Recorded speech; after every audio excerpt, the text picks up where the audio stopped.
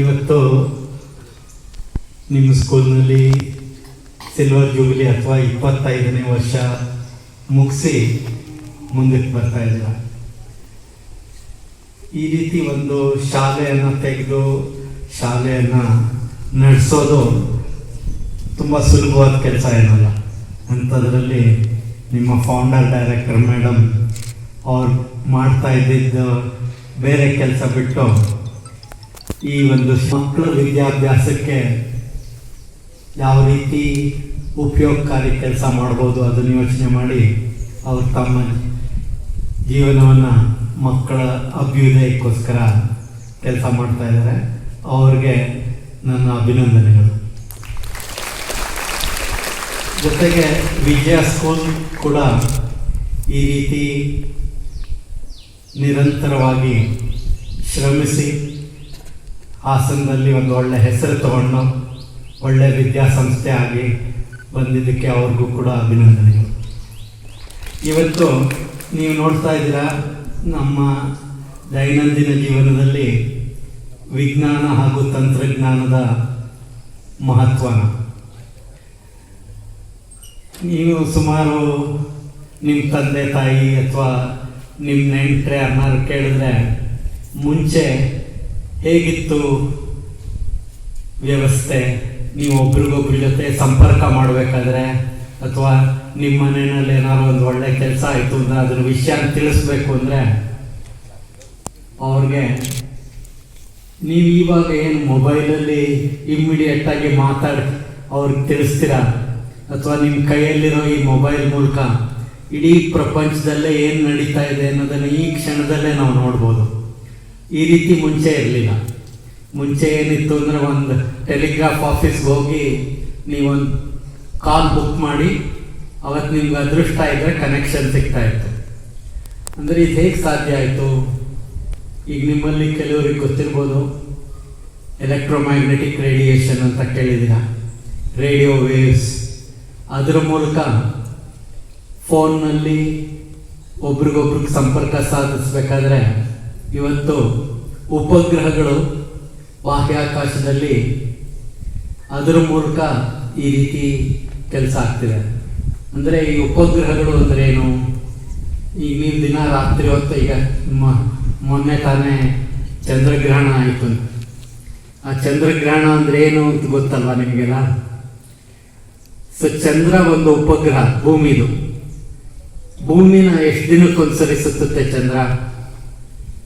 ಯಾರು ಹೇಳ್ತೀರಾ? ಚಂದ್ರ ಭೂಮಿನ ಸುತ್ತಕ್ಕೆ ಎಷ್ಟು ದಿನ ತಗೊಳುತ್ತೆ? ಗೊತ್ತಿಲ್ವಾ? ಗೊತ್ತಿರ್ಬೇಕು ಡೆಫಿನೆಟ್ ಆಗಿ. ಹೇಳಿ ನೋಡೋಣ. ಕರೆಕ್ಟ್. 28 ದಿನಕ್ಕೊಂದ್ಸರಿ ಭೂಮಿ ಸುತ್ತಲೂ ಸುತ್ತುತ್ತೆ. ನಾವು ಕಳಿಸೋ ಉಪಗ್ರಹಗಳು ಸುಮಾರು 500ರಿಂದ 600 ಕಿಲೋಮೀಟರ್ ಎತ್ತರದಲ್ಲಿರೋದು 1.5 ಗಂಟೆಗೊಂದ್ಸರಿ ಭೂಮಿನ ಸುತ್ತುತ್ತೆ. ಅಂದರೆ ಹತ್ತಿರದಲ್ಲಿದ್ದ ವಸ್ತು ಭೂಮಿನ ಸುತ್ತಕ್ಕೆ ಕಡಿಮೆ ಸಮಯ ತಗೊಳುತ್ತೆ, ಭೂಮಿಯಿಂದ ದೂರಕ್ಕೆ ಹೋಗ್ತಾ ಹೋಗ್ತಾ ಜಾಸ್ತಿ ಟೈಮ್ ತಗೊಳುತ್ತೆ. ಅಂದರೆ ಈಗ 28 ದಿನ ತಗೊಂಡ್ರೆ ಚಂದ್ರ ಭೂಮಿಯಿಂದ ಸುಮಾರು 3,80,000 ಕಿಲೋಮೀಟರ್ ದೂರದಲ್ಲಿದೆ. ನಾನು ನಿಮ್ಗೆ ಹೇಳಿದೆ ಒಂದು 600ರಿಂದ 1000 ಕಿಲೋಮೀಟರಲ್ಲಿರೋದು 90 ನಿಮಿಷದಲ್ಲಿ ಸುತ್ತುತ್ತೆ. ಅಂದರೆ ಈ 90 ನಿಮಿಷಕ್ಕೂ 28 ದಿನಕ್ಕೂ ಮಧ್ಯ ಒಂದು ದಿನ ಅಂದರೆ 24 ಗಂಟೆ ಬರುತ್ತೆ. ಸೊ ನಾವು ಯಾವುದಾದ್ರು ಒಂದು ಉಪಗ್ರಹನ ಆ ಒಂದು ಪರ್ಟಿಕ್ಯುಲರ್ ಹೈಟಲ್ಲಿ ಇಟ್ಟರೆ ಅದು ನಮಗೆ ಒಂದೇ ಜಾಗದಲ್ಲಿ ರಾಂಗ್ ಕಾಣುತ್ತೆ. ಯಾಕೆಂದರೆ ನಿಮ್ಮಲ್ಲಿ ಕೆಲವರು ಟ್ರೈನಲ್ಲಿ ಹೋಗುವಾಗ ಪಕ್ಕದಲ್ಲಿ ಇನ್ನೊಂದು ಟ್ರ್ಯಾಕಲ್ಲಿ ಟ್ರೈನ್ ಹೋಗ್ತಾ ಇದ್ರೆ ಎರಡೂ ಒಂದೇ ಸ್ಪೀಡಲ್ಲಿ ಹೋಗ್ತಾ ಇದ್ರೆ ಅದು ಒಂದೇ ಕಡೆ ನಿಂತಿರೋ ಹಂಗೆ ಕಾಣುತ್ತೆ. ಯಾರಾದ್ರು ಎಕ್ಸ್ಪೀರಿಯನ್ಸ್ ಮಾಡಿದಿರೋ ಆ ಥರ? ರಿಲೇಟಿವ್ ವೆಲಾಸಿಟಿ ಅಂತ ಹೇಳ್ತೀವಲ್ಲ ಹಂಗೆ. ಸೊ ಅದೇ ರೀತಿ ಈಗ ಉಪಗ್ರಹ 36,000 ಕಿಲೋಮೀಟರ್ ಎತ್ತರದಲ್ಲಿ ನಾವು ಇಟ್ಟರೆ ಅದು ಭೂಮಿನ ಸುತ್ತಕ್ಕೆ 24 ಗಂಟೆ ತಗೊಳುತ್ತೆ. ಭೂಮಿ ಕೂಡ ತನ್ನ ಕಕ್ಷೆಯಲ್ಲಿ 24 ಗಂಟೆಗೆ ಒಂದ್ಸರಿ ಸುತ್ತುತ್ತೆ. ಅಂದರೆ ಇದು ಈ ಉಪಗ್ರಹ 36,000 ಕಿಲೋಮೀಟರ್ ಎತ್ತರದಲ್ಲಿರೋ ಒಂದು ಟವರ್ ಥರ. ಅದರಿಂದ ಭೂಮಿ 1/3 ಭಾಗ ನಿರಂತರವಾಗಿ ನೋಡ್ಬೋದು. ಈಗ ನೀವೇನಾದ್ರು ಈ ಟೆರೆಸ್ ಮೇಲೆ ಹತ್ತು ನಿಂತ್ಕೊಂಡ್ರೆ ಜಾಸ್ತಿ ದೂರದಲ್ಲಿ ಜಾಗ ನೋಡ್ಬೋದು. ನೀವು ಅದೇ ನೆಲದ ಮೇಲೆ ನಿಂತ್ಕೊಂಡ್ರೆ ಎಷ್ಟು ಕಾಣುತ್ತೋ ಅದಕ್ಕಿಂತ ಜಾಸ್ತಿ ಕಾಣುತ್ತೆ. ಅದೇ ರೀತಿ ಈ ರೀತಿ 36,000 ಕಿಲೋಮೀಟರ್ ಎತ್ತರಕ್ಕೆ ಹೋದರೆ ಭೂಮಿಯ 1/3 ಭಾಗ 1/3 of earth can be C. So ಅವಾಗ ಆ ಎಲ್ಲ ಜಾಗದ ಜೊತೆ ಲೈನ್ ಆಫ್ ಸೈಟ್ ಕಮ್ಯುನಿಕೇಶನ್ ಮಾಡಿ ಒಂದು ಕಡೆಯಿಂದ ಇನ್ನೊಂದು ಕಡೆಗೆ ಮೆಸೇಜ್ ಕಳಿಸೋದು ಅಥವಾ ವಿಡಿಯೋ ಕಳಿಸೋದು ಅದೆಲ್ಲ ಮಾಡ್ಬೋದು.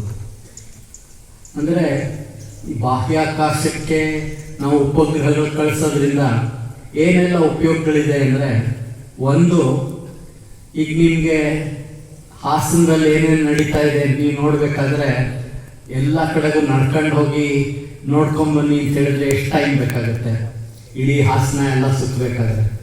ಅದೇ ನಾವು ಎತ್ತರಕ್ಕೆ ಹೋಗ್ತಾ ಹೋಗ್ತಾ ನೋಡ್ತಾ ಇದ್ರೆ ನಮಗೆ ಪೂರ್ತಿ ಹಾಸನ ಎಲ್ಲ ಒಂದೇ ಸಮಯದಲ್ಲಿ ನೋಡ್ಬೋದು. ಅದೇ ರೀತಿ 36,000 ಕಿಲೋಮೀಟರ್ ಎತ್ತರಕ್ಕೆ ಹೋದರೆ ಇಡೀ ಇಂಡಿಯಾ ದೇಶದಲ್ಲಿ ಏನು ನಡೀತಾ ಇದೆ ಅನ್ನೋದನ್ನ ನೋಡ್ಬೋದು.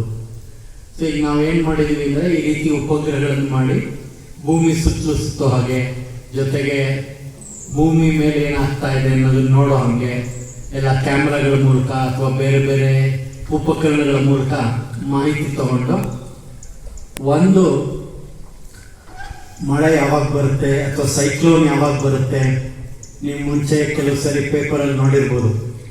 ಈಗ ಸೈಕ್ಲೋನ್ಗಳು ಬಂದಂಥ ಸಮಯದಲ್ಲಿ ನಮ್ಮ ದೇಶದ ಕರಾವಳಿ ಪ್ರದೇಶಗಳು ಅಲ್ಲಿ ಸಾವಿರಾರು ಜನ ಅವ್ರ ಜೀವನ ಕಳ್ಕೋಬೇಕಾಗ್ತಾ ಇತ್ತು. ಯಾಕೆಂದರೆ ಯಾವ ಸಮಯದಲ್ಲಿ ಸೈಕ್ಲೋನ್ ಬರುತ್ತೆ ಅಂತ ಗೊತ್ತಿರಲಿಲ್ಲ. ಯಾವ ಸಮಯದಲ್ಲಿ ಬರುತ್ತೆ ಅಂತ ಗೊತ್ತಿಲ್ಲದೆ ಇದ್ದಾಗ ಅಲ್ಲಿದ್ದವ್ರಿಗೆ ಗಾಳಿ ಎಲ್ಲ 180 ಕಿಲೋಮೀಟ್ರು 200 ಕಿಲೋಮೀಟರ್ ವೇಗದಲ್ಲಿ ಬರುತ್ತೆ, ಜೊತೆಗೆ ಮಳೆ ಜೋರಾಗಿ ಬರುತ್ತೆ. ಅಂಥ ಸಂದರ್ಭದಲ್ಲಿ ಜನಗಳು ಅವ್ರ ಜೀವನ ಕಳ್ಕೋಬೇಕಾಗ್ತಾ ಇತ್ತು. ಆದರೆ ಇವತ್ತು ಈ ಉಪಗ್ರಹಗಳಿಂದ ಮೋಡಗಳನ್ನು ನೋಡಿ, ಮೋಡಗಳು ಯಾವ ರೀತಿ ಒಂದು ಕಡೆಯಿಂದ ಇನ್ನೊಂದು ಕಡೆಗೆ ಹೋಗುತ್ತೆ ಅನ್ನೋದನ್ನ ನೋಡಿ, ಸೈಕ್ಲೋನ್ ಯಾವಾಗ ಬರುತ್ತೆ, ಯಾವ ಸಮಯದಲ್ಲಿ ಯಾವ ಜಾಗದಲ್ಲಿ ಬರುತ್ತೆ ಅನ್ನೋದನ್ನ ಒಂದು 5-6 ದಿನ ಮುಂಚೆನೇ ಪತ್ತೆ ಮಾಡಿ ಅದನ್ನು ತಿಳಿಸೋಕ್ಕಾಗ್ತಾ ಇದೆ. ಅದರಿಂದ ಡಿಸಾಸ್ಟರ್ ರಿಲೀಫ್ ಏಜೆನ್ಸಿ ಅಂತ ಕೇಳಿರ್ಬೋದು ನೀವು, ಅವರು ಆ ಜಾಗಕ್ಕೆ ಹೋಗಿ ಅಲ್ಲಿರೋ ಜನಗಳನ್ನೆಲ್ಲ ಇವ್ಯಾಕ್ಯುಯೇಟ್ ಮಾಡಿ ಅವ್ರ ಜೀವನನ ಉಳಿಸೋಕ್ಕೆ ಸಾಧ್ಯ ಆಗ್ತಾ ಇದೆ. ಅಂದರೆ ಇತ್ತೀಚಿನ ದಶಕದಲ್ಲಿ ಭಾರತ ದೇಶದಲ್ಲಿ ಕೂಡ ಸೈಕ್ಲೋನ್ಗಳು ಬಂದಾಗ ಅವ್ರ ಜೀವನ ಸುಮಾರು 10,000-15,000 ಜನ ಅವ್ರ ಜೀವನ ಕಳ್ಕೊತಾ ಇದ್ದಂಥ ಸಂದರ್ಭ ಬಿಟ್ಟು ಇವಾಗ ಕೇವಲ ಸಿಂಗಲ್ ಡಿಜಿಟ್, ಅಂದರೆ ಒಂದು 8-10 ಜನ ಅವರು ಹೇಳಿದ ಮಾತು ಕೇಳ್ದರೇನೆ ಅವರು ಇದು ಮಾಡಿದ್ದಕ್ಕೆ ಅವ್ರ ಜೀವನ ಹೋಗ್ತಾ ಇದೆ.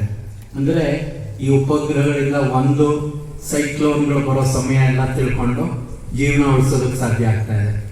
ಅದೇ ರೀತಿ ಬೆಳೆಗಳು, ಈಗ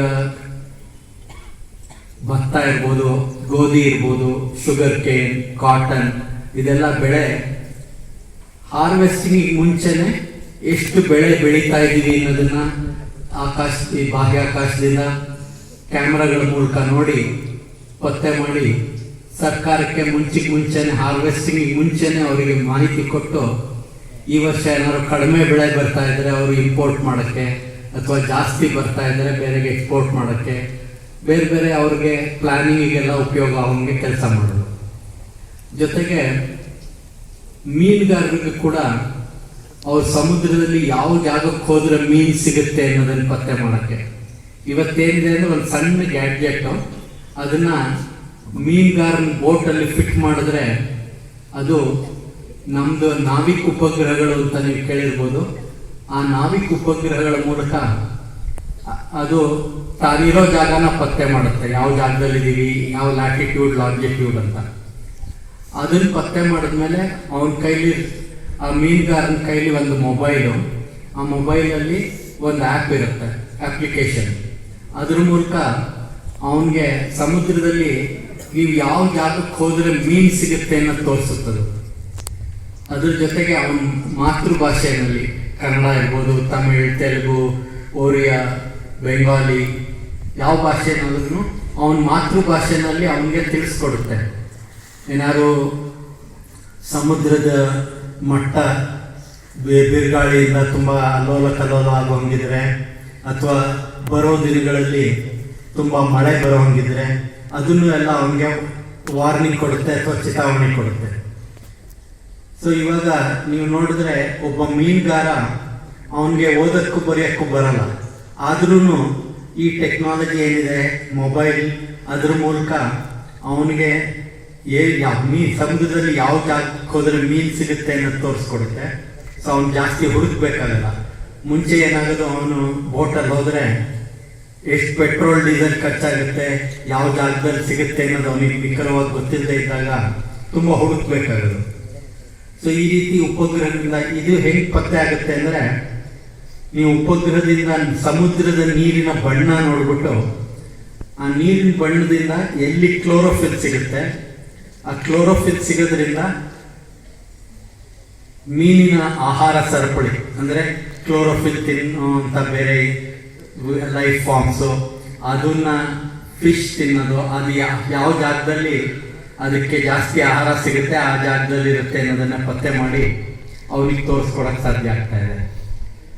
ಇದ್ರ ಜೊತೆಗೆ ಈ ಬಾಹ್ಯಾಕಾಶದಿಂದ ಭೂಮಿಯ ಯಾವ ಜಾಗ ಬೇಕಾದ್ರೂ ನಾವು ನೋಡ್ಬೋದು.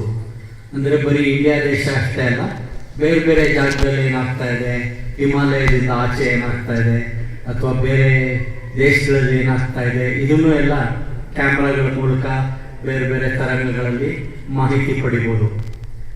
ಈಗ ರೈನಿ ಸೀಸನ್ನಲ್ಲಿ ಅಂದರೆ ಜೂನ್ ಟು ಸೆಪ್ಟೆಂಬರ್ ಆಕಾಶದಲ್ಲಿ ತುಂಬ ಮೋಡಗಳಿರುತ್ತೆ. ಸೊ ಮೋಡ ಇದ್ದಾಗ ನಿಮಗೆ ಆಕಾಶದಲ್ಲಿ ಏನಿದೆ ಅನ್ನೋದು ಕಾಣಲ್ಲ. ಅವಾಗ ನಿಮ್ಗೆ ಅನ್ಸ್ಬೋದು ಕ್ಯಾಮ್ರಾ ಇದ್ರೂ ಏನು ಕಾಣುತ್ತೆ, ಬರೀ ಮೋಡ ಕಾಣ್ಬೋದು ಅಂತ.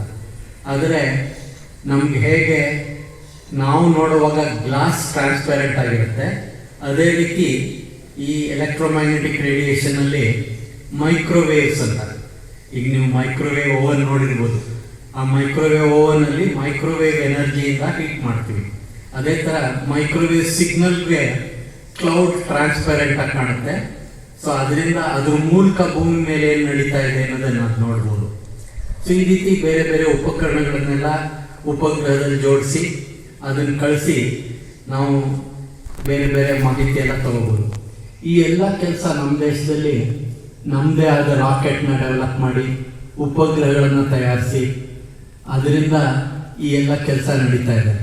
ಈ ಕೆಲಸ ಎಲ್ಲ ಹೆಂಗೆ ಶುರು ಆಯ್ತಪ್ಪ ಅಂದರೆ, ಒಬ್ಬರು ಡಾಕ್ಟರ್ ವಿಕ್ರಮ್ ಸಾರಾಭಾಯ್ ಅಂತ ಅವ್ರ ಹೆಸರು ಕೇಳಿರ್ಬೋದು ನೀವು. ಅವರು ಭಾರತ ದೇಶದಲ್ಲಿ ಸ್ಪೇಸ್ ಟೆಕ್ನಾಲಜಿಗೆ ಅವ್ರ ಪಿತಾಮಹ ಅಂತ ಹೇಳ್ತೀವಿ ನಾವು. ನಿಮಗೆ ಯಾರು ಗೊತ್ತಾ ಫಸ್ಟ್ ಆಬ್ಜೆಕ್ಟ್ ಸ್ಪೇಸಿಗೆ ಕಳಿಸಿದ್ ಯಾರು, ಆಮೇಲೆ ಅದ್ರ ಹೆಸರೇನು ಅಂತ? ಯಾವ ದೇಶದವರು ಮೊಟ್ಟ ಮೊದಲ ಬಾರಿಗೆ ಒಂದು ಉಪಗ್ರಹನ ಭೂಮಿಯಿಂದ ಹೊರಗೆ ಕಳಿಸಿದ್ರು? ಯಾರು ಹೇಳ್ತೀರಾ? ಗೊತ್ತಿಲ್ಲ? ರಷ್ಯಾ. ಸ್ಪುಟ್ನಿಕ್ ಕೇಳಿರ್ಬೋದಲ್ಲ, ಸ್ಪುಟ್ನಿಕ್ ಹೆಸರು ಕೇಳಿಲ್ವಾ? ಸೊ ಸ್ಪುಟ್ನಿಕ್ನ ರಷ್ಯಾದವರು 1957ನೇ ಇಸ್ವಿನಲ್ಲಿ ಮೊಟ್ಟ ಮೊದಲ ಬಾರಿಗೆ ಕಳಿಸಿದ್ರು. ಆಮೇಲೆ ಅಮೆರಿಕಾದವ್ರಿಗೂ ರಷ್ಯಾದವ್ರಿಗೂ ಪೈಪೋಟಿ, ಯಾರು ಸ್ಟ್ರಾಂಗರ್, ಯಾರು ಮೋರ್ ಕೇಪಬಲ್ ಅಂತ. ಸೊ ರಷ್ಯಾದವರು first man into space Yuri Gagarin ಅಂತ ಕಳಿಸಿದ್ರು. ಆಮೇಲೆ first woman into space Valentina Tereshkova ಅಂತ ಅವ್ರನ್ನ ಕಳಿಸಿದ್ರು. ಅಮೆರಿಕಾದವರು ನಾವು ಹಿಂದೆ ಬೀಳ್ತಾ ಇದ್ದೀವಿ, ಏನಾದ್ರು ಮಾಡಬೇಕು ಅಂದ್ಬಿಟ್ಟು ಫಸ್ಟ್ ಮ್ಯಾನ್ನ ಮೂನ್ ಮೇಲೆ ಲ್ಯಾಂಡ್ ಮಾಡಿಸ್ತೀವಿ ನಾವು ಅಂತ ಅವ್ರು ಪ್ರಯತ್ನ ಮಾಡಿ ಮೂನ್ ಮೇಲೆ ಲ್ಯಾಂಡ್ ಮಾಡಿದ್ರು. ಅಂದರೆ ಅವಾಗ ಅವ್ರದ್ದೇನಪ್ಪ ಉದ್ದೇಶ ಇದ್ದಿದ್ದು ಅಂದರೆ ಯಾರು ಮುಂದೆ ಇದ್ದೀವಿ ಅನ್ನೋದನ್ನು ತೋರಿಸ್ಕೊಡ್ಬೇಕು ಅಂತ.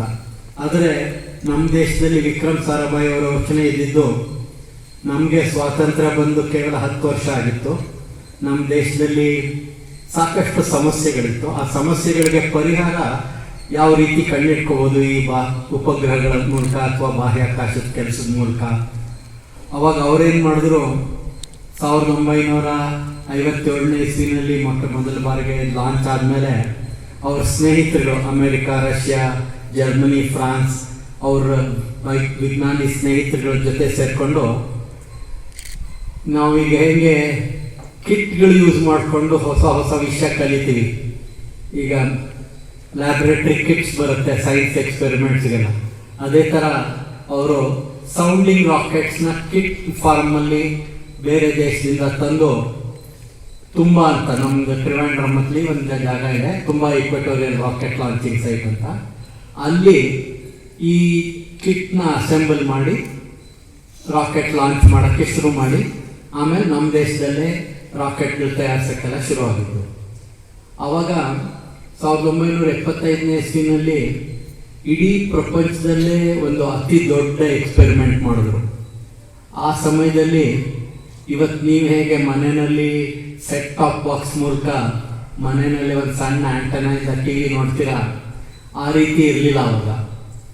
ಕೇವಲ 4 ದೊಡ್ಡ ದೊಡ್ಡ ಪಟ್ಟಣಗಳಲ್ಲಿ, ಮುಂಬೈ, ಡೆಲ್ಲಿ, ಕಲ್ಕಟ್ಟ, ಮಡ್ರಾಸ್, ಈ 4 ಕಡೆ ಮಾತ್ರ ಟೆಲಿವಿಷನ್ ನೋಡೋ ಅವಕಾಶ ಇತ್ತು.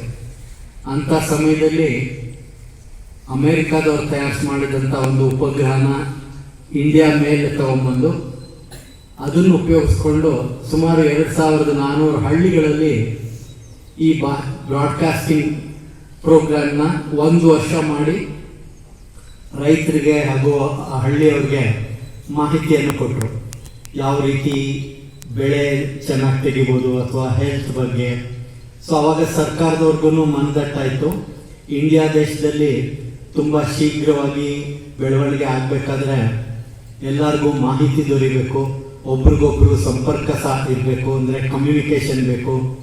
ಜೊತೆಗೆ ಸೈಕ್ಲೋನ್ಗಳೇನಿದೆ ಅದಕ್ಕೆ ಕಂಡುಹಿಡಿಯುವಂಥ ಉಪಕರಣಗಳನ್ನು ನಾವು ಈ ಜಿಯೋ ಸ್ಟೇಷನರಿ ಸ್ಯಾಟಲೈಟ್ಸ್ಗಳ ಮೂಲಕ ಮಾಡಬೇಕು ಅಂತ ಆ ಕೆಲಸ ಶುರು ಮಾಡಿಸಿದ್ರು ಅವರು.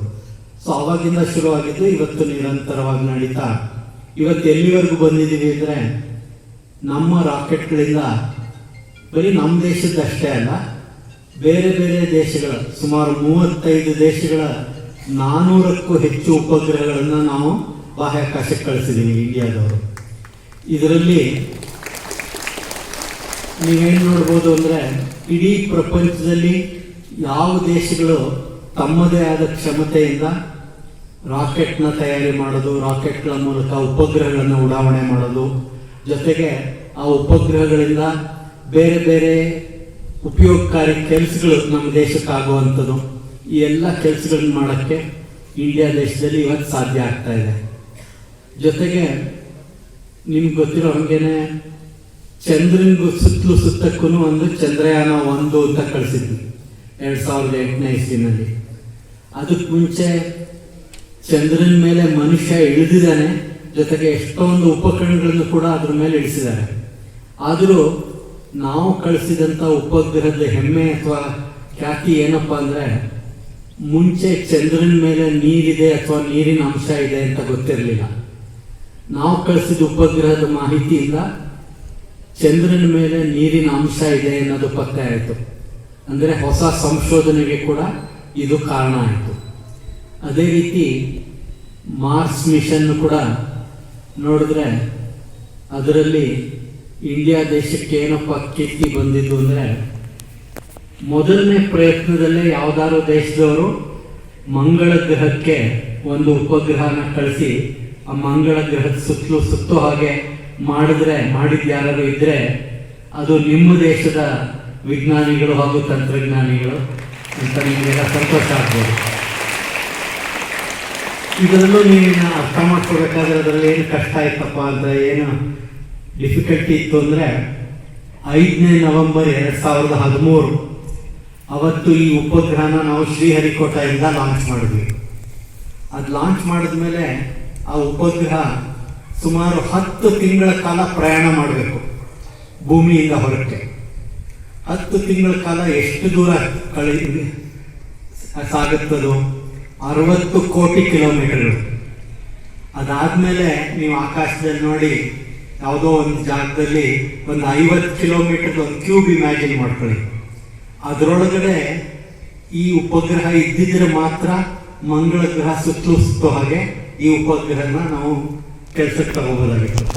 ಅಂದರೆ 10 ತಿಂಗಳ ಕಾಲ ಸೆಕೆಂಡ್ಗೆ ಒಂದು 8 ಕಿಲೋಮೀಟರ್ ಪರ್ ಸೆಕೆಂಡ್ ಆ ಸ್ಪೀಡಲ್ಲಿ ಹೋಗ್ತಾ ಇದ್ರೆ ಅಷ್ಟು ಡಿಸ್ಟೆನ್ಸ್ ಕವರ್ ಆಗುತ್ತೆ. ಅದಕ್ಕೆ ಏನೆಲ್ಲ ತೊಂದರೆಗಳು ಬರ್ಬೋದಿತ್ತು ಅಂದರೆ, ಈಗ ಸೂರ್ಯನ ಬೆಳಕು ಯಾವ್ದಾದ್ರು ಒಂದು ಸರ್ಫೇಸ್ ಮೇಲೆ ಬಿದ್ದರೆ ಅದಕ್ಕೆ ಒಂದು ಡಿಸ್ಟರ್ಬೆನ್ಸ್ ಬರುತ್ತೆ. ನಿಮಗೆ ಕೆಲವ್ರಿಗೆ ಗೊತ್ತಿರ್ಬೋದು, ರೇಡಿಯೇಷನ್ ಪ್ರೆಷರ್ ಅಂತ ಕೇಳಿರ್ಬೋದು ಹೆಸರು.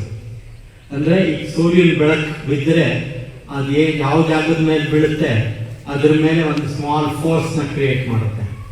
ಆ ಫೋರ್ಸಿಂದ ಕೂಡ ಈ ಉಪಗ್ರಹ ಬಾಹ್ಯಾಕಾಶದಲ್ಲಿ ಹೋಗುವಾಗ ಅದರ ಡೈರೆಕ್ಷನ್ ಚೇಂಜ್ ಆಗೋದು ಅಥವಾ ಅದ್ರ ಸ್ಪೀಡ್ ಚೇಂಜ್ ಆಗೋ ಸಾಧ್ಯತೆಗಳಿರುತ್ತೆ.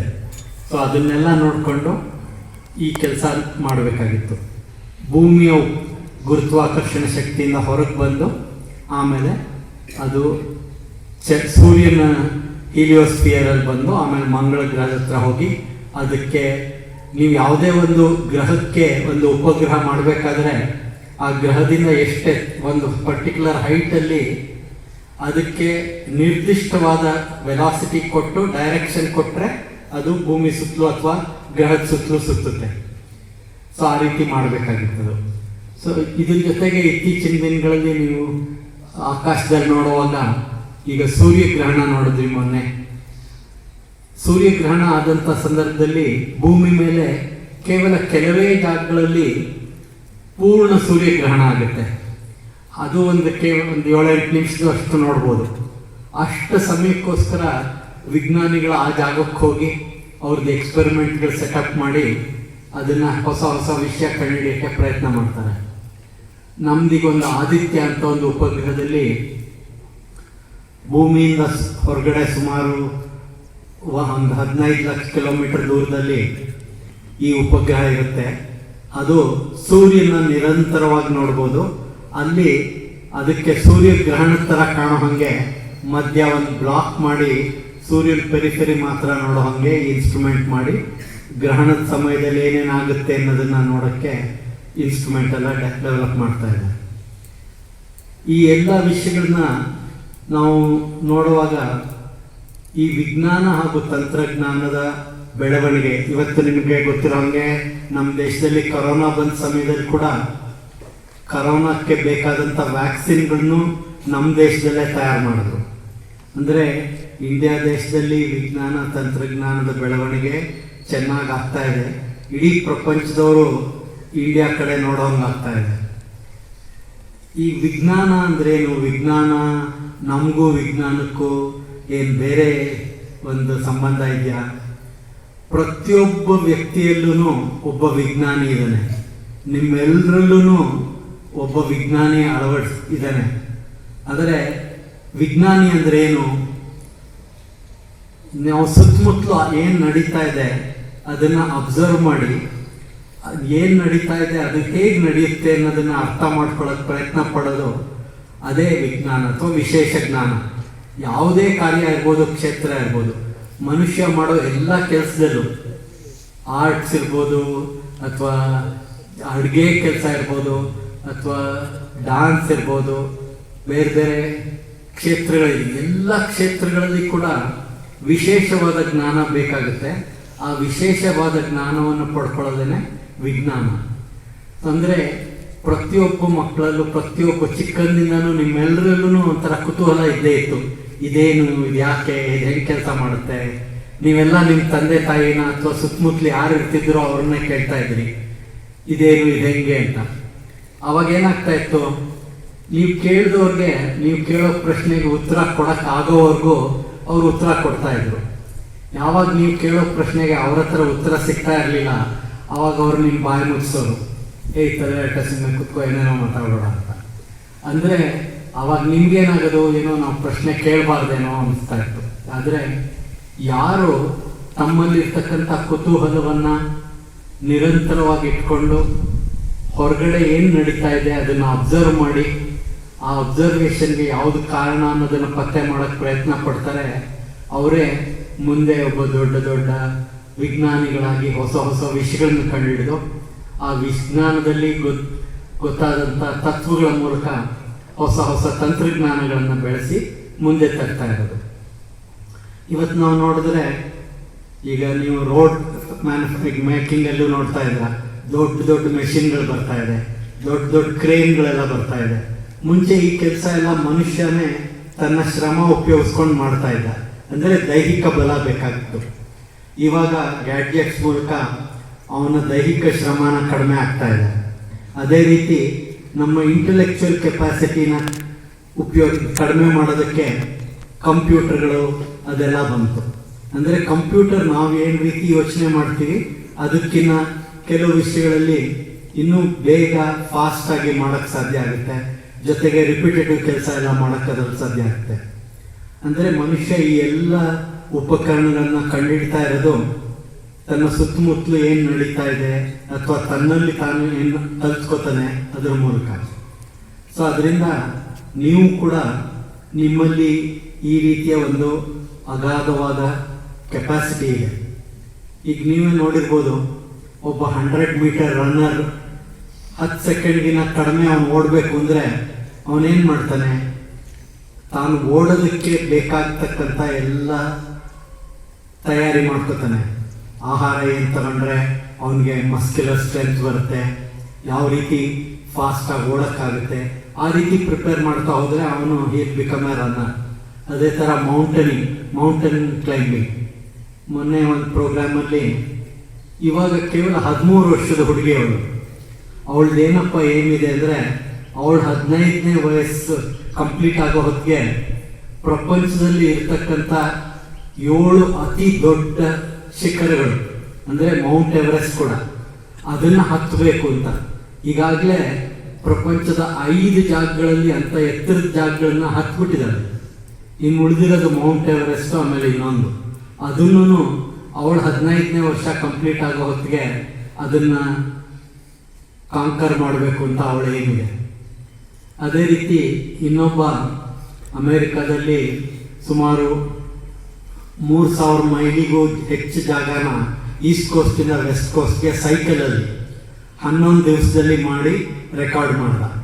ಅವನು ಒಬ್ಬ ಇಂಡಿಯನ್. ಜೊತೆಗೆ ಮೊನ್ನೆ ಇನ್ನೊಂದು ಪ್ರೋಗ್ರಾಮಲ್ಲಿ ಒಬ್ಬ ಬಾರ್ನ್ ಬ್ಲೈಂಡ್ ಪರ್ಸನ್, ಅವನಿಗೆ ನೀವು 10 ಡಿಜಿಟ್ ಬೈ 10 ಡಿಜಿಟ್ ನಂಬರ್ನ ಅಡಿಷನ್, ಸಬ್ಟ್ರಾಕ್ಷನ್, ಮಲ್ಟಿಪ್ಲಿಕೇಶನ್, ಡಿವಿಷನ್ ಆ ಥರ ಪ್ರಾಬ್ಲಮ್ನ ಬರೀ ಅವನಿಗೆ ಕೇಳಿ ಅವನು ಇಮ್ಮಿಡಿಯೇಟಾಗಿ ಉತ್ತರ ಕೊಡ್ತಾನೆ. ನಿಮ್ಮಲ್ಲಿ ಕೆಲವರು ಕೇಳಿರ್ಬೋದು ಶಕುಂತಲಾ ದೇವಿ ಅಂತ, ಅವಳನ್ನ ಹ್ಯೂಮನ್ ಕಂಪ್ಯೂಟರ್ ಅಂತ ಕರಿತಾ ಇದ್ರು. ಈ ಬಾರ್ನ್ ಬ್ಲೈಂಡ್ ಹುಡುಗ ಏನು ಹೇಳ್ದ ಅಂದರೆ, ಅವ್ರು ಮಾಡೋಕ್ಕಾದ್ರೆ ನನಗೂ ಮಾಡೋಕ್ಕಾಗ್ಬೋದು ಅಂತ ಇದು ಮಾಡಿಕೊಂಡು ನಾನು ಪ್ರಯತ್ನ ಮಾಡಿ ಈ ಒಂದು ಕ್ಷಮತೆಯನ್ನು ಕಲ್ತಿದ್ದೀನಿ. ಅಂದರೆ ನಾನು ಇದೆಲ್ಲ ಏನು ಕೇಳ್ತಾ ಇದ್ದೀನಿ ನಿಮಗೆ ಅಂದರೆ, ನಿಮ್ಮಲ್ಲೂ ಕೂಡ ಪ್ರತಿಯೊಬ್ಬರಲ್ಲೂ ಒಂದು ಅಗಾಧವಾದ ಕೆಪಾಸಿಟಿ ಇದೆ. ಅದನ್ನು ನೀವು ಯಾವ ರೀತಿ ಉಪಯೋಗಿಸ್ಕೊತೀರಾ, ಯಾವ ರೀತಿ ನೀವು ಶ್ರಮ ಪಡ್ತೀರಾ, ಯಾವ ರೀತಿ ನೀವು ಫೋಕಸ್ ಅಟೆನ್ಷನ್ ಕೊಟ್ಟು ಮಾಡೋಕ್ಕೆ ಹೋಗ್ತೀರಾ, ಅದರಲ್ಲಿ ನೀವು ಕೂಡ ಯಶಸ್ಸನ್ನು ಕಾಣ್ಬೋದು. ನೀವು ಪ್ರಪಂಚದಲ್ಲಿ ಇದುವರೆಗೂ ಆಗಿರೋ ಒಳ್ಳೊಳ್ಳೆ ಸೈಂಟಿಸ್ಟ್ ಇರ್ಬೋದು, ಅಥವಾ ಸ್ಪೋರ್ಟ್ಸ್ಮನ್ ಇರ್ಬೋದು, ಅಥವಾ ಆರ್ಟಿಸ್ಟ್ ಇರ್ಬೋದು, ಯಾವುದೇ ಕ್ಷೇತ್ರದಲ್ಲಿ ತಗೊಳ್ಳಿ, ಆ ಕ್ಷೇತ್ರದಲ್ಲಿ ಮುಂದೆ ಬಂದಿರೋರು ತಮ್ಮಲ್ಲಿ ಇರ್ತಕ್ಕಂಥ ಒಂದು ಕೆಪಾಸಿಟಿಯನ್ನು ಅರ್ಥ ಮಾಡಿಕೊಂಡು ನಿರಂತರವಾಗಿ ಪ್ರಯತ್ನ ಮಾಡಿ ಪ್ರಯತ್ನವನ್ನು ಮುಂದುವರಿಸಿದ್ರೆ ಅವ್ರಿಗೆ ಈ ಸಕ್ಸಸ್ ಸಿಗುತ್ತೆ.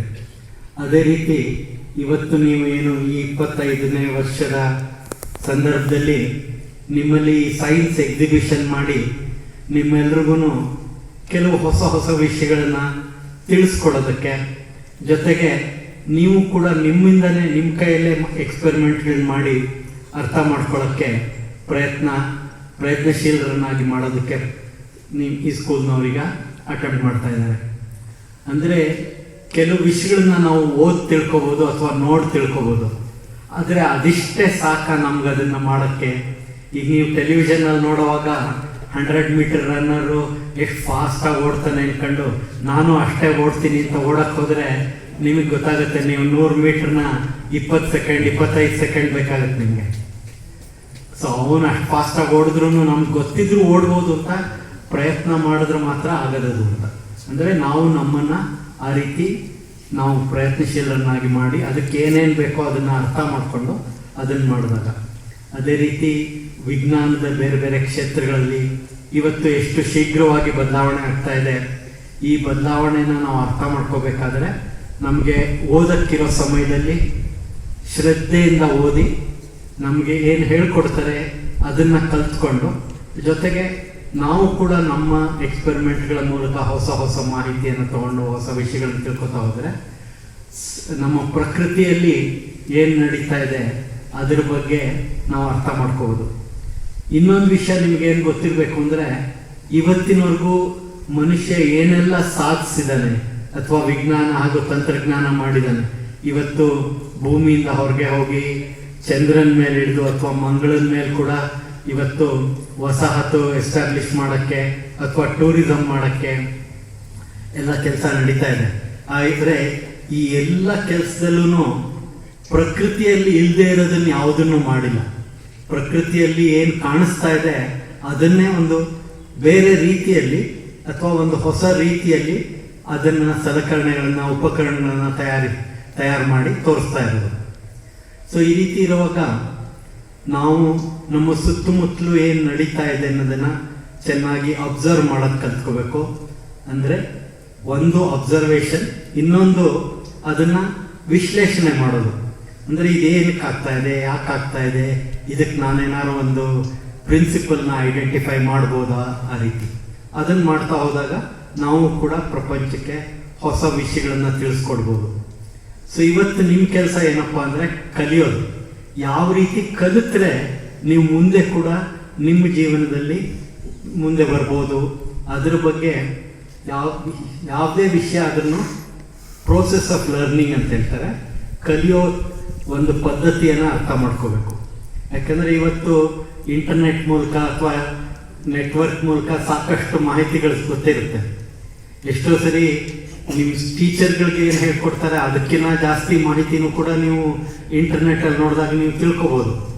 ಆದರೆ ಅದರಲ್ಲಿ ಯಾವ್ದು ಸರಿ ಯಾವ್ದು ತಪ್ಪು, ಅದನ್ನು ಯಾವುದು ಸರಿ ಅನ್ನೋದನ್ನು ಹೇಗೆ ಪತ್ತೆ ಮಾಡ್ಕೋಬೇಕು, ಅದಕ್ಕೆ ನಿಮ್ಮ ಟೀಚರ್ಗಳ ಮೂಲಕನೇ ನೀವು ತಿಳ್ಕೊಳ್ಳೋದಕ್ಕೆ ಸಾಧ್ಯ.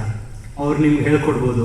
ಯಾವುದಾದ್ರು ಒಂದು ಹೊಸ ವಿಷಯನ ಅರ್ಥ ಮಾಡ್ಕೋಬೇಕಾದ್ರೆ ಯಾವ ರೀತಿ ನೀವು ಅದನ್ನು ವಿಶ್ಲೇಷಣೆ ಮಾಡ್ಬೋದು ಅಥವಾ ಅನಲೈಸ್ ಮಾಡ್ಬೋದು ಅಂತ.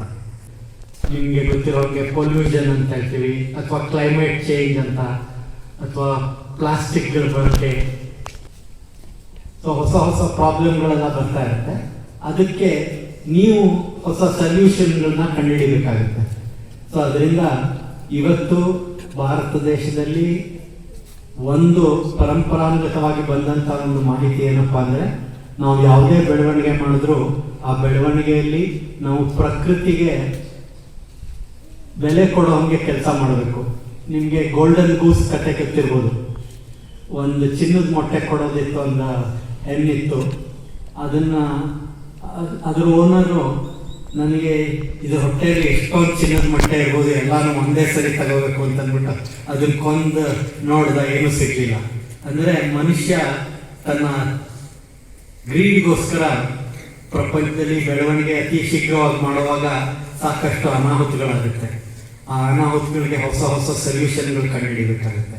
ಅದಕ್ಕೆಲ್ಲ ನೀವು ಅರ್ಥ ಮಾಡಿಕೊಂಡ್ರೆ ನಮ್ಮ ದೇಶದಲ್ಲಿ ಮುಂಚಿನ ಋಷಿ ಮುನಿಗಳು ಅಥವಾ ಪರಂಪರಾನುಗತವಾಗಿ ಎಲ್ಲವನ್ನು ಬೆಲೆ ಕೊಟ್ಟು ನೋಡ್ಕೋಬೇಕು.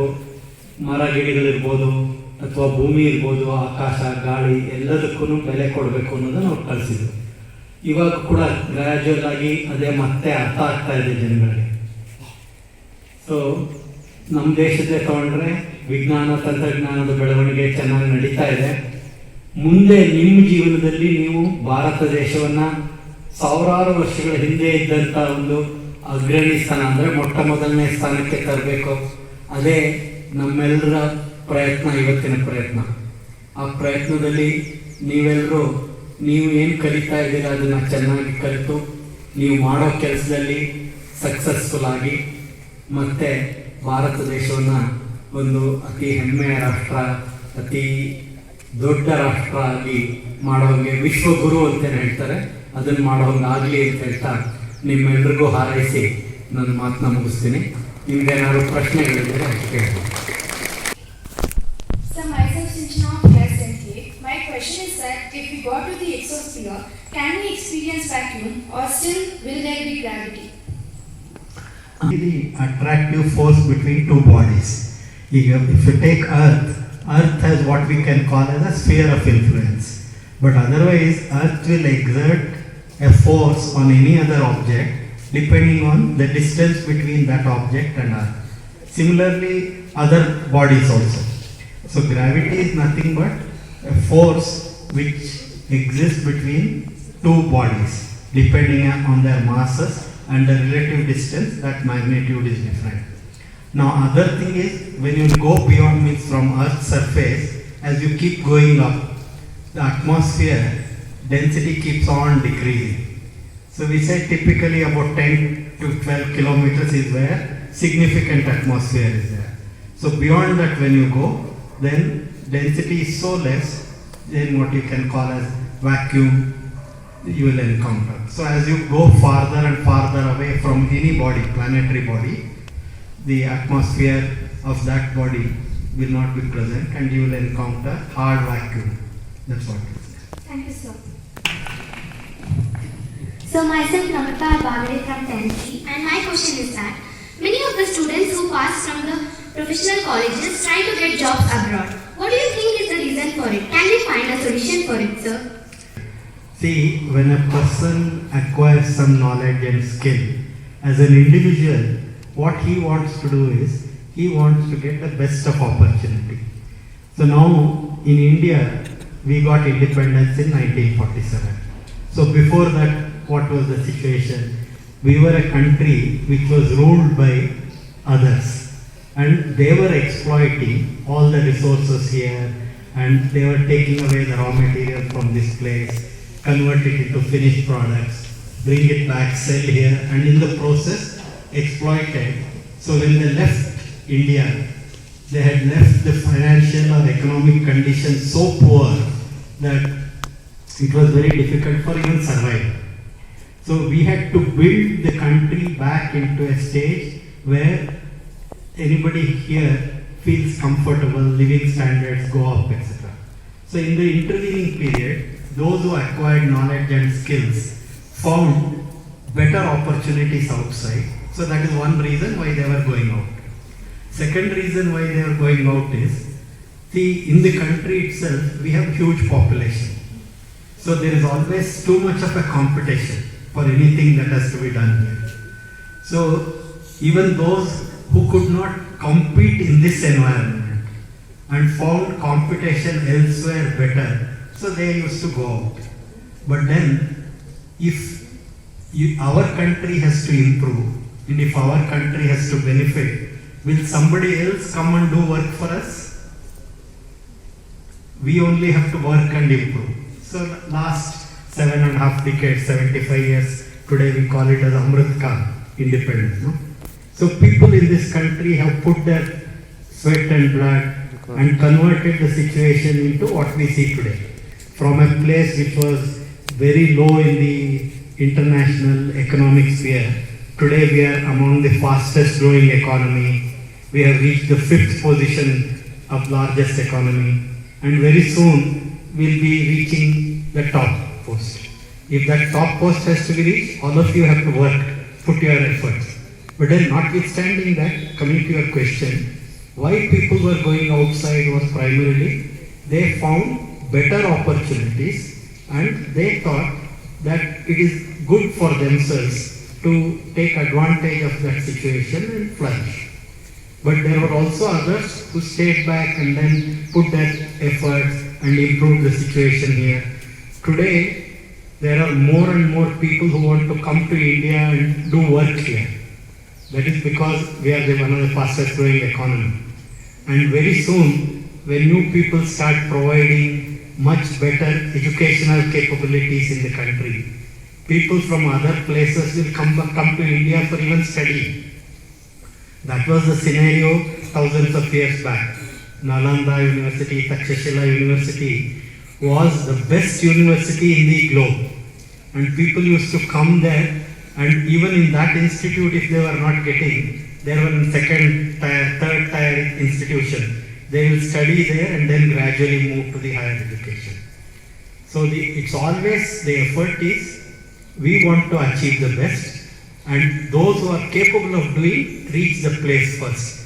Till that time, others will aim for that. So today, Indians were, lot of people wanted to go to Western countries because standard of living is better there. and with less personal difficulties, they can pursue their interest. Their interest could be technical, whatever profession, etc. But then gradually what happens is scenario changes.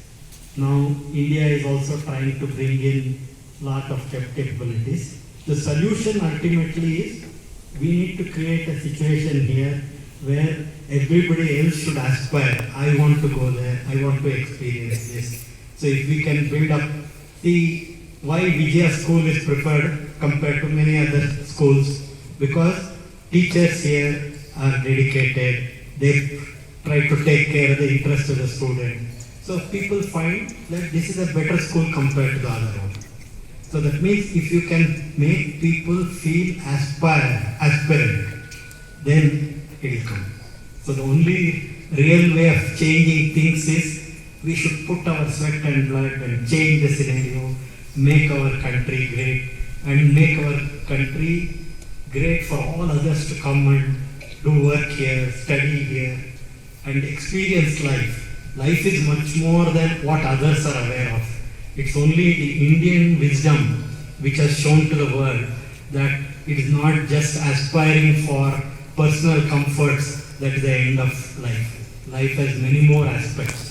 That is where the spirituality of this land has shown to the world that life is much beyond what we aspire for normally. Thank you. Thank you, sir. This is from class 10C. My question is that some theories suggest that the Big Bang was started by the singularity, but where did the singularity come from? Was the singularity end of another universe? Yeah, still theories which have not yet got established. Still effort is going on. Today with the kind of observations that are being made, for example, James Webb Telescope, it's able to look much farther and in some specific wavelengths. Even our own astrosat, for example, was able to look at a specific region in the universe where nobody had picked up signal earlier in far ultraviolet. That means as we keep observing more and more, these observations are being fitted into the models, theories, and these theories are simulation models on computers are being run. Now today, people are trying to build computers with bigger capability, capacity, higher speeds, etc. Today all this has not got established, so still there is more information to be gathered. But one of the things that is currently talked about is like what you are saying, a Big Bang occurred and that occurred from a singularity. Now today another thought process that could be there is black holes are devouring every matter. So suppose black holes keep coalescing and then keep on taking all the matter into its fold and can it become a singularity at the end of some time? That's another thought process. So like that, discussions are going on. So there is plenty of opportunity to analyze this, study, do research, and if you look at our own theories also, that everything started from a vibration or a sound. So that's another equivalent of Big Bang theory which is there. But these are all areas ripe for more research. It is not a closed chapter. Sir, I have another question. What made the universe to expand itself in more than the speed of light in first 10 to the power minus 35 seconds of Big Bang? Okay, so this again, what made it, still the answer has to be found. So what has happened is being observed, and I'm not sure whether when you are saying it went faster than speed of light, whether it is correct or not, but otherwise these are still under research which is going on. Thank you, sir. My name is Chinmay. I am from class 10B. I have a question to you. As the former chairman of ISRO, what is your advice for the youths of India? Thing is, we are looking at making India self-reliant and also provide in India a capability where people live comfortably and pursue their whatever aspirations in a comfortable manner. So for this, what ISRO did was to provide specific information. You need to go outside Earth and then make observation, provide communication, navigation, broadcasting, all and observation, Earth observation, all these capabilities. So a technology development it did. But that alone is not sufficient. We need to improve in all spheres of life. First and foremost, everybody should be able to live comfortably without difficulty getting their 2 square meals a day or even more if they want, and then pursue their activities. So for that, the country has to struggle. And like earlier also I pointed out, will somebody else come to this land and make this land a better place to live? What do you think? Will somebody else come and do it for us? No, we only have to do. So if we have to do, we have to create appropriate environment, we have to bring education, knowledge, ability to analyze, ability to create new things, and ability to perceive and tackle problems. So that capability we have to build. And that can happen only through those who are ready to acquire new knowledge, new capability. See, we have created a scenario up to now based on what we learned and whatever wisdom we have. But then when you come into operation, you have that backdrop. But on that backdrop, you have to take it forward and grow. So that is a challenge. So challenge for you is to learn the process of learning, and then have the desire to contribute to society and contribute to the growth of the country and humanity at large. So my advice is, do what you need to do at that point of time to the best of your ability in a focused manner and in a teamwork, not only as an individual. As an individual, when we can do limited things. But if you work as a team, we can achieve great things. Thank you, sir. My question is, what is India's space mission after Chandrayaan-3? Chandrayaan-3 itself is an attempt to correct the problem we faced in Chandrayaan-2 lander. But beyond Chandrayaan-3, we also have one mission called Aditya. Aditya is a mission which is, the satellite will be looking at sun 24/7 continuously, and through that learn how sun throws out material into its atmosphere, what is called coronal mass ejection or particulate matter which it throws, and also the various aspects of sun's functioning itself. See, temperature around sun is expected to be millions of degrees even outside. Why is the temperature so high? An attempt to understand. And also sun is responsible for many things that happen on Earth.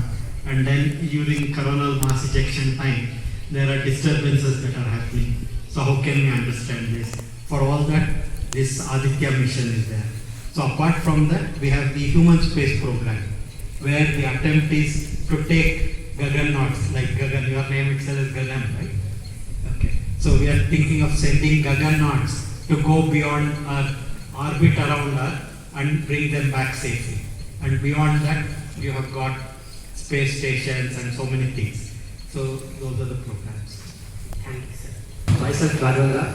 So my question is, many people say that our Indian scientists invented many things during the Vedic time and it was copied by the Western scientists. Is it true or false? What you need to understand is, if you look at our own heritage, of maybe around 800 to 900 years back, when the Mughal invasion started, they destroyed much of our higher institutions, higher education institutions like Takshashila and all that. They also, for reasons unknown, had the habit of burning out all the material, books and all that. So at that time, all higher education things were lost. Then later, even the other education system was changed. So we went through the colonial things. But coming back to your question, see, if human beings were able to, even what you can call as panchan, predicting eclipses, etc. precisely, what does it tell? It tells they had made observations of the celestial objects, and then by continuous observation, they were able to correlate how and why certain things happen.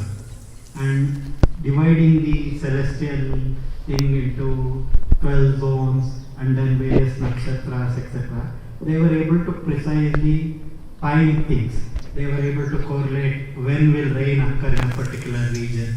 That was all empirical information, but with consistent recorded observation. So if you take that point of view, it's very difficult not to believe that our forefathers or yesterday's people had knowledge which is much more than what we are made to believe by our education system through whatever school books, etc. that we have been taught. All this tells us that we had a very bleak past. Doesn't make sense, because what is there in this land, both in terms of wisdom and their ability to comprehend universe, is so far greater that slowly things are coming back into prominence. How many of the things that were written in what you can call Tadakatri or palm leaves, etc., they are being actually deciphered. So definitely knowledge existed in this land much before Westerns learned. And my last question, Sir, Aryabhatta, who invented zero, and also still we are known as the developing country. Why, sir? Because such a great land we have but also we are known as developing country, and other countries are already developed. Why can't we? No, why can't we is the question. That's where you are attempting and you are reaching. But the other question is, see, nominally what happens? Suppose there is always people aspire for things. See, suppose you are a sportsman and you are a runner, then you want to run 100 meters fastest. So what you will do, there are two possibilities. One is you are a very, let's say, honest person. You will put an effort, and then by your own efforts you will overcome whatever your competitors are there. You will do better than that. But there could be another person who is not so honest, but he still wants to reach the first place. So what will he do? He will think of how I can trick the other fellow while running, and then I can complete the path before him. So that means human beings have skills and capabilities which are used and misused. So what you saw was earlier when India went ahead, others wanted to go beyond them. That's where through their physical might they conquered, destroyed your capabilities and tried to move ahead. Now you have understood that, now you are coming back, so you have a background which is strong, so you can now grow beyond others. So it's all a cycle. When somebody moves ahead, others are actually competing to go how they can reach ahead. So sometimes people do honest attempts, many times they do dishonest attempts. So these are the realities of life. So we need to understand that. Thank you, sir. At 9B. So my question is, so you have become the chairman of ISRO. You can't even dare to dream such a mighty feat you have achieved. So can you please motivate us with your achievements? This statement you are making, just if you think around about that, why are you saying you cannot become? I'm just asking, for example, it's your thought process. If you keep telling yourself, I can't, will you do? So if you keep telling, I can, do you think you have a better chance of doing? Yes, of course. Right? So that's what actually the people need to understand. Every individual, by virtue of what is within him, has such a tremendous potential. Now how we develop that potential depends on how we take our decision. Every second you are taking a decision, consciously or unconsciously. So even the fact that you wanted to ask the question, some thoughts might have occurred, should I ask, should I not? But then you decided I'll ask. Then maybe still, should I go to mic and ask? Then you said, okay, I'll go to mic. That means you are making those decisions. So if you keep deciding that I will do, I will do whatever is required to be done, you will achieve great things. So the choice is yours. Always every human being, every individual has those choices. Now given those choices, one is path may be very difficult, may appear very tough, but then if you persist, if you keep attempting, you will achieve.